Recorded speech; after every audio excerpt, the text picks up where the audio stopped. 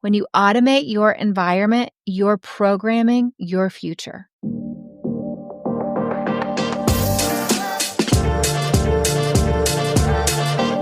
Hey, welcome back to the show. We are in our Systems Are Sexy series because systems help us get what we want. They help us make life easier. They help us feel happier and relaxed and less frazzled. Today, we're talking about something that has the power to transform your daily life: automation. Now, before you start picturing robots, let me assure you this isn't a sci-fi movie.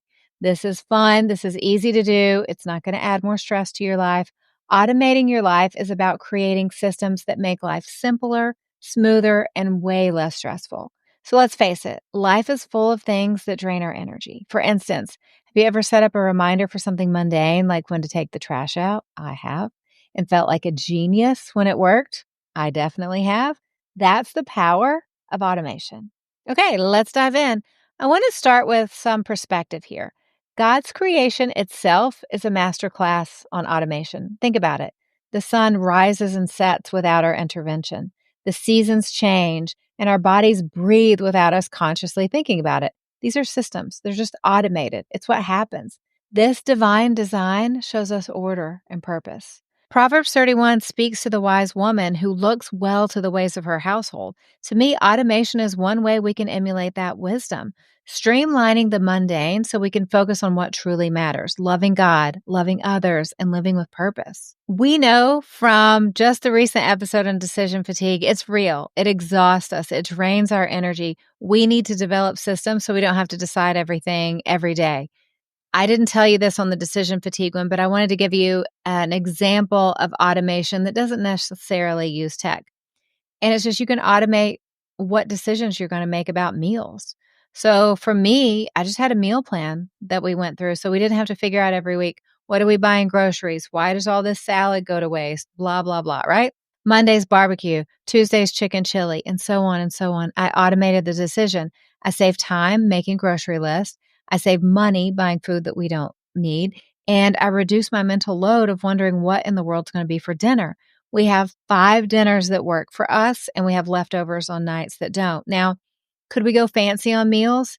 Yes, if that was my thing. If that brought me joy of trying new recipes and doing new things, sure.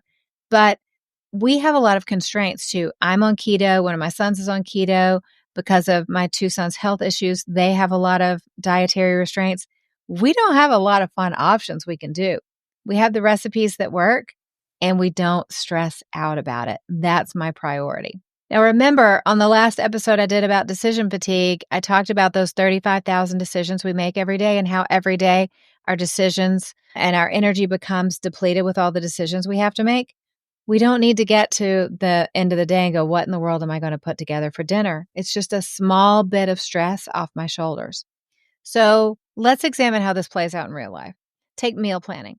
Without automation, daily decisions about food could be 35 decisions per week.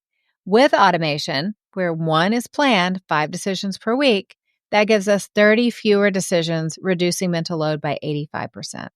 It's huge. On the last episode about decision fatigue, I talked about how I make eggs for the boys every morning. I'm not a short order cook. They don't also get sausage and biscuits and things like that. I'm not using my mental energy to do that. They find something they love, they eat it. That's what we do for dinner. So think about just even one little decision a day, getting off your plate so you don't have to think about it. It will reduce your mental load and it'll have tons of other benefits. Now, what people don't realize about automation is automation can be really good for our relationships. Like setting up a system for reminders for birthdays or anniversaries, it'll make sure you never miss it. It'll make sure you never miss a chance to make someone feel loved. Like every year, I'd promise myself I'd send birthday cards to my friends, but it rarely ever happened. But then I set up a calendar reminder and I got an automated card delivery service. Now, a couple ones you can use. There's Postable and there's Cardly. Now, my friends get really thoughtful birthday texts from me, but they'll also get a card. Now, I'll write the card, but on Cardly, for instance, someone will write it out by hand. I love this. No more panic text of, I thought about your birthday yesterday morning and then I got busy and sorry, I'm texting you today. I promise I remember. Is it automated? Yes, but that automation doesn't make it less meaningful. It makes it possible to show up consistently. So automation, it doesn't have to make us go farther apart. It can lead to big stress relief and even create opportunities for connection. So I have developed what I call the 3-layer system for automation. So layer 1 is your essential tasks. These are the non-negotiable daily activities: bill payments, medication schedules, basic household maintenance. Setting up automatic bill pay through your bank system, that is so easy. I do automatic bill pay through my credit cards because I'm about those credit card points. It's not just about convenience. Studies show that automated bill payment reduces late fees by 86%. That's just on average. So, this first layer, these are the essential things. How do we automate medication schedules? One thing that I do for those of us in the family that take vitamins and supplements, I will put them in the week in a vitamin container. So every day, every morning, like I have it for the boys, it's right there by their breakfast. So they're not going to forget to take a multivitamin and magnesium and an omega-3, right? It's there, it's done, it's a system. Basic household maintenance. On my calendar, it reminds me every 6 months to change air purifier filters or HVAC filters. It pops up on Saturday afternoon. So it's a day on Saturday for me that works because I'm normally learning something. I'm dreaming about something big. I'm taking a course. I'm investing in something. So I'm going to see that. Maybe for you, you'd want to have that reminder show up every 6 months on maybe a Thursday afternoon at work, sometime when you'll be on the computer and you'll get that reminder. So that's layer 1, the essentials. Automate those bills, make sure medication is taken care of, household things like that are really important. Layer 2 would be things that you want to optimize in your routine. So routine optimization. These are just regular tasks that really benefit from a systematic approach. So meal planning. I told you we have the same thing every week. I do not mind. If anybody else wants a different meal, they are welcome to cook it. House cleaning. We have a system in our house that's automated. The boys, we have a spreadsheet. And every weekend, there are certain chores that the boys need to do. I print it out every Friday afternoon. I remember to do it because it is on my calendar. I print it out and it's on the counter on the weekend. And the boys just go through it and mark off once they've done things through the end of the weekend. It's automated. It's easy. I never forget to do it because it's scheduled out. Things like exercise, you want to have a system. You want to have a system that you're doing your workouts with. If like strength training 2 days a week or cardio 3 days a week, you want a plan, you want a system, and then you want to make sure it's on your calendar. So these are level 2 things. You're just optimizing your routine. Maybe you don't live with a bunch of guys who are going to do all your cleaning for you. You could do a rotating cleaning schedule, like every Monday, bathrooms, every Tuesday, floors, every Wednesday, dusting and surfaces, something like that. Things you already do, but you just want to optimize it to make sure that it's happening and you have a time for it and it's going to get done. Now, the third layer of automation is growth and relationship systems. So these are the systems that are going to enrich your life and they're going to enrich your relationships, like personal development tracking. That can be maybe your health tracking, things like that that's automated. I could go back and tell you how much sleep I got 6 months ago. I probably could go back 6 years and tell you how much sleep I got. But it's good because it's automatically done. Again, automation. And I can look at trends and how my health and how my body is doing over time. Gift giving and celebration management. We talked about that before. Put people's birthdays on the calendar, not just their birthday. Put it on there a week before. Hey, it's so-and-so's birthday next week. Buy them a gift. Send them a card. That way you don't forget. You can even put on your schedule, automate regular check-ins with friends and family. Maybe there's somebody you want to make sure you text every week, or you want to make sure that you call every week, things like that. For me, I told you my Saturdays, I spend a lot of time scheduling in time so I can make sure I'm learning and I'm developing. There's articles I want to read during the week, but I'm busy. I'm coaching or I'm working on this show or doing other things. So I'll save them in an app called Pocket. It's a free app. And it just saves it to read later. And I love sitting on the couch on a Saturday and learning new things, taking a course, reading all the articles that I wanted to read during the week. That is so fun to me. So whatever it is that you want to do in that layer 3, you want to make sure that you're scheduling in time for growth. You're scheduling in making sure that you're investing in your relationship. So again, it's a 3-layer system. Number 1, the essential tasks. bill payment, medication, household things. Layer 2 is routine optimization. That's meal planning, house cleaning, exercise routine. You just want to optimize it, make sure you're doing it in the best way for you. And then layer 3, growth and relationship systems. Make sure that you're keeping up with people. Make sure that you're growing. Make sure that you're investing time in yourself. It'll make all the difference.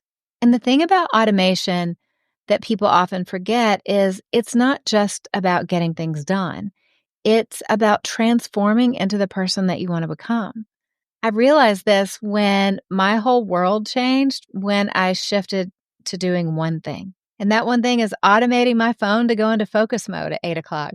Seriously, no more pings on my phone. My phone went dark, and it was my phone's way of stopping me and getting my attention and going, don't forget, you're winding down.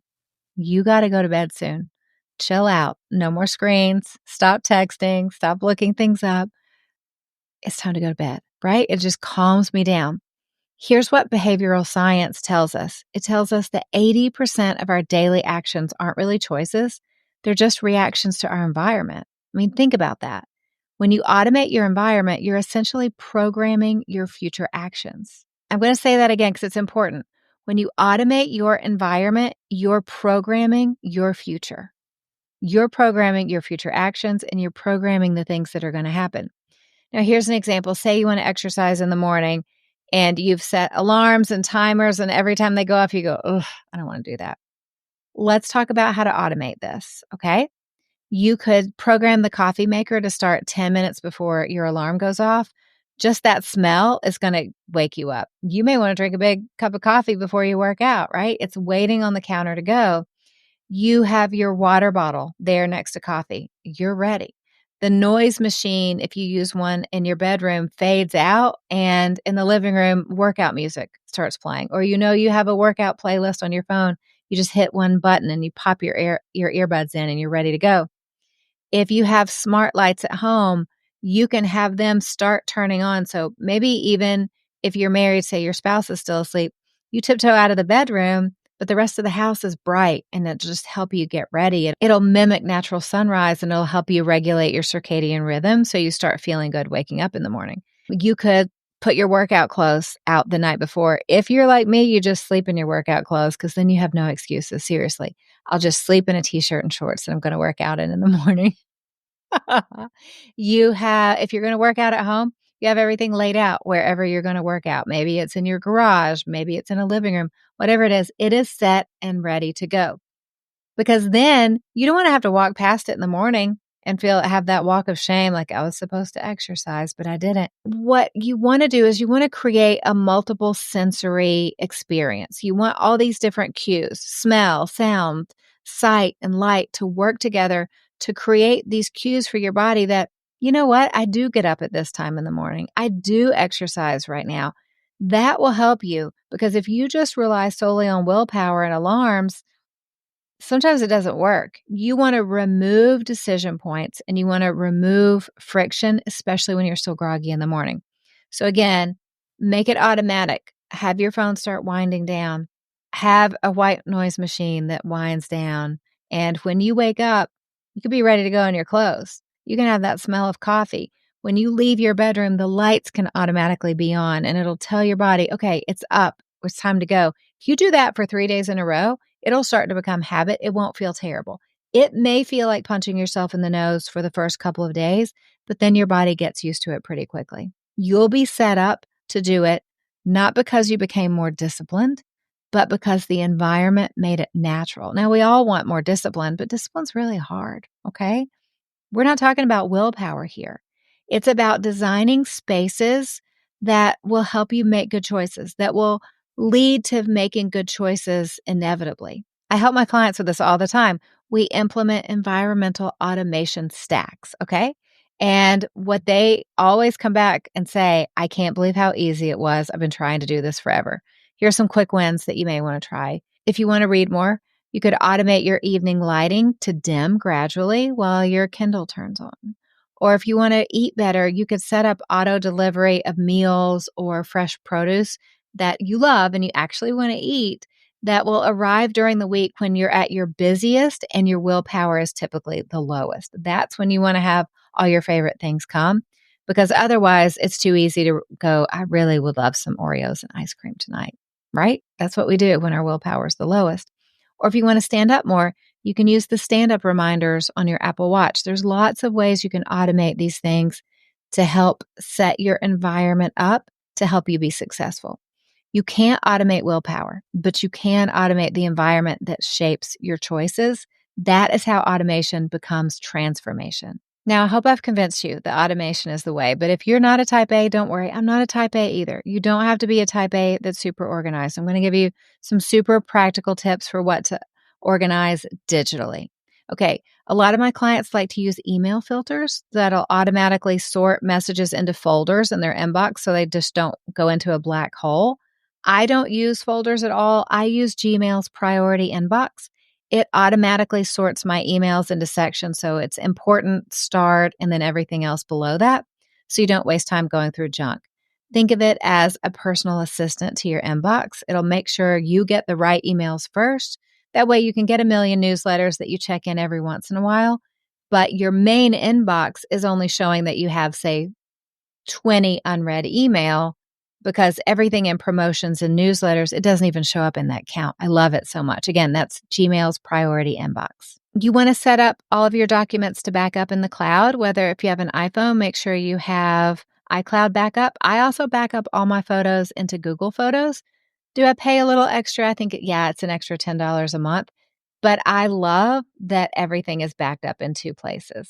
We've talked about time blocking a lot. I believe everyone should use a digital calendar. You can share it with other members of your family. You can make sure that you're staying on track. But again, you put everything on there, like it's so-and-so's birthday or it's so-and-so's birthday in a week. And I do have on mine, make sure the trash goes out to the curb every Tuesday, because without it, I would be the neighbor running up the street in her workout shorts and workout shirt because she forgot to make someone take the trash out. Okay, digitally, what else can you do? I want you to organize your documents. So research shows that we spend an average of 4.3 hours per week looking for papers, which is bananas. So use cloud storage and use filing rules. So I use Google Drive to back everything up, but name your documents, okay? Filing them matters. You want to think, when I'm looking for this in the future, what would I use as a search term? And then file it that way. You want to be able to have a really simple way to scan your receipts and scan documents. I use an app called TurboScan. And what it does is it'll scan my receipts or documents, whatever I need, and then it'll put them in a PDF and email it to me. So I travel maybe once every 4 to 6 weeks, and I will just grab a receipt while I'm on the go. I'll take a picture of it in TurboScan, and it'll add to a PDF of receipts that I will email to myself at the end of the trip. I've had trips with like 25 receipts. It depends on how much I'm eating out. But I don't have to keep receipts. I don't have to worry about it. It gets emailed to me. It's in my inbox. And then I take that and download it, and I put it in Google Drive for my finances. And in Google Drive, again, I have named things easily. So every year I have the year, so it's 2025. So 2025 finances. And then subfolders in Gmail, I have January 2025 finances, February 2025 finances. So all those receipts, it took less than a second to get in my inbox. I downloaded them, put it in Google Drive, easy peasy. You can actually take it straight from your Gmail to Google Drive, but I didn't want to complicate things. So you can download it and put it in there easily. But you do want to name those digital documents so you can find it later. So when I download that document, I change the name to, Orlando Client Trip 2025 receipts. So if I'm looking for Orlando Client Trip receipts from 2025, I can easily find it. There is an add-on that has changed my life that I love so much. It's called Cloud HQ. So Cloud HQ has a Gmail add-on that will download your email into a PDF for business receipts. So you know how you'll get a receipt like your automatic payment for Dropbox or Basecamp or your Delta flight. It comes in your inbox and you're like, great, I just need a proper receipt to put in, right? With Cloud HQ, you click one button, it downloads, and the name is always great because the name is the subject line of the email. downloads to your computer, you immediately put it in Google Drive where you want to save it. It has saved me hours every month of organizing receipts and documents. So Cloud HQ is my favorite. It makes it so simple. I love it so much. So when you automate the little things, you create space for the big things. Automation will allow you to focus on your family and your dreams and deepen your faith and pursue your dreams without getting bogged down by the trivial tasks. Automation creates what psychologists call a cognitive surplus. It is mental space that you can reinvest in activities that matter. So when basic tasks run on autopilot, you have more capacity for deep work and creative thinking. You have a better ability to have quality time with family. You have time for personal development and spiritual growth. One study even found that people who automate the routine tasks have 60% less stress and 40% more satisfaction with their work-life balance. I mean, that's amazing. So here's what I want you to take away. Automating your life isn't about being perfect. It's about giving yourself the grace and tools to focus on what matters most. Small systems lead to big results over time. And this week, here's your challenge. I am challenging you to pick one area of your life to automate. Maybe it's setting up automatic bill payments or meal planning or organizing your inbox. You decide what it is. Send a DM on Instagram and let me know. I'm so excited to hear. Okay, let's talk about recommendations. Here it is. It is Laura Geller's Baked Full Face Basics. If you're watching on YouTube, you can see it all. You have eyeshadow and bronzer and blush and highlighter and powder. And I'll tell you, it is wonderful.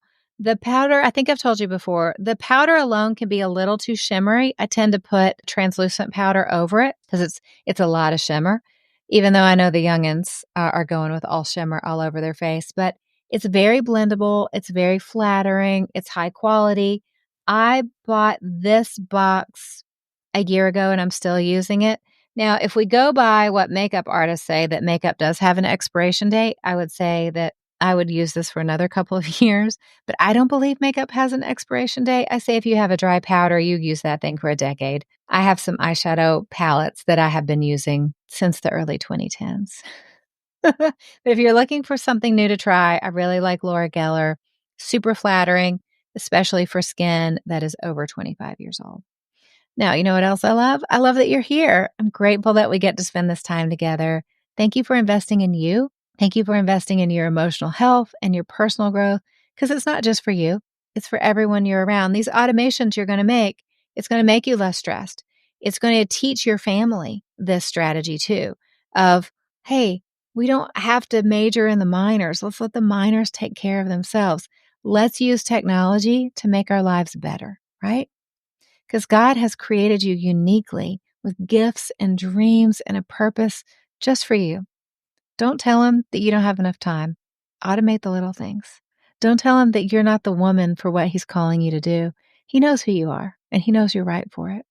You're stronger than you think, you're smarter than you give yourself credit for, and you're braver than you feel in the hard moments. And the best part? You're just getting started. The Spirit of God lives in you, and those dreams in your heart, they're not accidental. God placed them there, and he will give you what you need to live them out. It's my joy to get to coach you and equip you and cheer you on. And I love to remind you that with God, you have what it takes. So keep stepping up, keep showing up, and keep loving well because you know the truth.